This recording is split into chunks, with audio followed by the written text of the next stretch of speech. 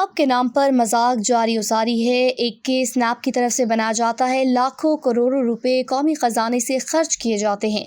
Media को मुबैना corruption के बारे में बताया जाता है। किसी मखसूस सियासतदान जिसको एहतसाब के नाम पर निशाना बनाना होता है, उस पर चोरी बदउनवानी के इल्जाम लगाए जाते हैं, पगड़ियां उछाली जाती हैं, रेफरेंस बनाकर अदालतों में केस भेजे जाते हैं। सबूतों और कानूनी खिलाफ वर्जियों के हवाले से बुलंदबांग दावे किए जाते हैं। फिर वक्त गुजरने के साथ नैब का रवैया बदल जाता है। वही केस जिसमें करप्शन के हवाले से पहले बात की जाती थी, केस बनाए जाते थे, उसके बारे में कहा जाता है कि सबूत नहीं, केस गलत बना था। ये सब बार बार होता है, यानी केस बनते हैं, खत्म कर दिए जाते हैं, लेकिन नैब के अंदर किसी का एहतसाब नहीं होता। एक बात तय है कि या तो केस गलत बनाया जाता है या किसी को गलत खत्म किया जाता है, लेकिन कोई हुकूमत, कोई अदालत, कोई पार्लियामेंट कभी नैब से नहीं पूछती कि कौम के करोड़ों अरबों रुपए खर्च करके झूठा केस बनाया या झूठ बोलकर करप्शन का केस खत्म कराया।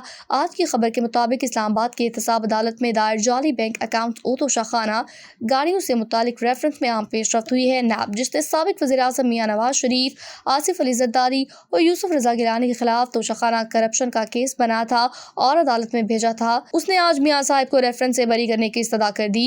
नैब जिसने पहले इल्जाम लगाया था कि नवाज शरीफ ने तोशाखाना से मर्सिडीज गाड़ी ली जबकि कानून इसकी इजाजत नहीं देता, उसने अब अपनी रिपोर्ट में कहा कि सऊदी अरब की हुकूमत ने 1997 में गाड़ी उस वक्त के वज़ीर आज़म नवाज शरीफ को तोहफे में दी, जो उन्होंने तोशाखाना में जमा करा दी। नैब रिपोर्ट में कहा गया कि 2008 में उस वक्त के वज़ीर आज़म यूसुफ रजा गिलानी ने नवाज शरीफ को गाड़ी खरीदने की ऑफर की।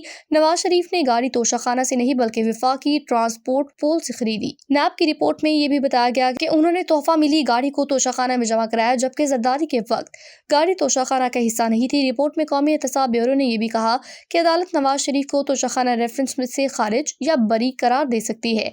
अब ये मजाक नहीं तो क्या, समझ नहीं आता कि जिन अदालतों के सामने एहतसाब का ड्रामा रचाया जाता है, वैसे मजाक का नोटिस क्यों नहीं लेती। अदालत नैब से ये क्यों नहीं पूछती कि वो जो खत लिखकर अदालत को दे रही है वो इसके बिल्कुल बरक्स क्यों है, जिसके बिना पर पहले केस बनाकर रेफरेंस दायर किया गया था। लेकिन अदालतों के इंसाफ के म्यार पर तो खुद ही सवाल उठाए जाते हैं। तोशाखाना केस के हवाले से ही देख लें कि जो तोशाखाना केस नवाज शरीफ, आसिफ अली जरदारी और यूसुफ रजा गिलानी के खिलाफ कोई 4-5 साल पहले बनाया गया, वो अब भी उसी एहतसाब अदालत के सामने चल रहा है जिसने इमरान खान के खिलाफ चंद माह पहले दायर होने वाले तोशाखाना केस का फैसला इलेक्शन से चंद दिन पहले सुनाकर उन्हें और उनकी अहलिया को 14 साल और कोई 1.5 अरब रुपए जुर्माने की सजा भी सुनाई थी।